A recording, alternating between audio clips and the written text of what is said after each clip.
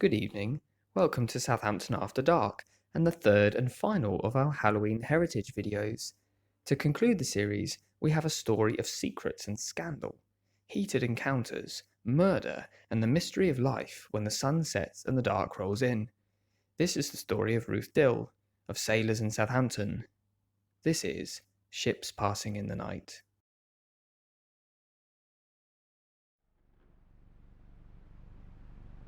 Our story begins in the 1890s in what is now known as the Medieval Merchant's House. At that time, it was used as a lodging house, hosting travellers and strays local and from afar. It was a well-frequented spot for sailors stopping in the town, who must have caught whisper of its reputation. Affordable prices, good food, comfortable beds, and an excellent host, a woman by the name of Ruth Dill, who was working at the house during this time. Very friendly, always helpful, outstanding service. She checked people into the rooms, kept them fed and watered. And it was said, if a sailor had a little extra money to spare, he could upgrade to spend the night in Ruth's room. She made a tidy profit with this secret side business of hers, money she used to satisfy her taste for fine jewellery. However, as time went on, her lust grew stronger, and money alone couldn't quell her hunger. She began to maximise profits from every sailor through the door. After exhausting them into a deep slumber, she swooped in like a magpie and stole their trinkets to fill her nest. Risky business.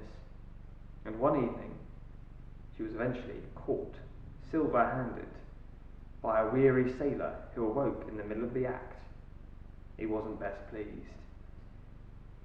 A tussle began as he lunged at her, hands outstretched, searching for a neck in which to wrap them around. She panicked, and in the scramble, reached for the nearest object she could find to fend him off. A fire iron. Ruth ruthlessly hurled it hard into the man's skull. Crack. Thud. He fell to the floor, a sack of spuds, blood pooling out from his head, his eyes left staring open into the dark room. Ruth looked back at her hands, at the fire iron, and then at the door. She grabbed a sack and threw in what she could.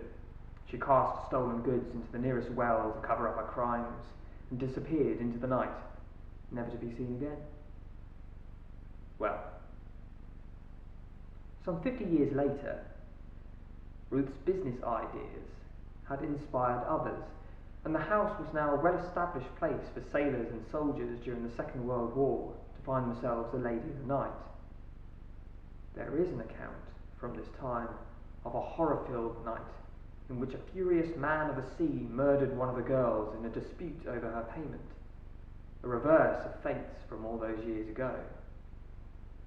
Perhaps the reincarnated spirit of Ruth Sailor out for revenge. Perhaps it was chance.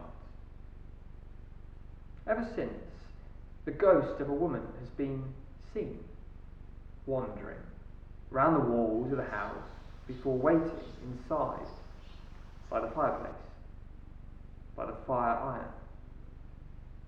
Could it be Ruth? Perhaps. Baying for blood, waiting for travellers, sailors and ships passing in the night. Still hungry, still with an eye for shiny things, and now a longing for revenge. I hope it's not you she wants. Thank you for listening to our 3 Halloween tales. We hope you enjoyed them.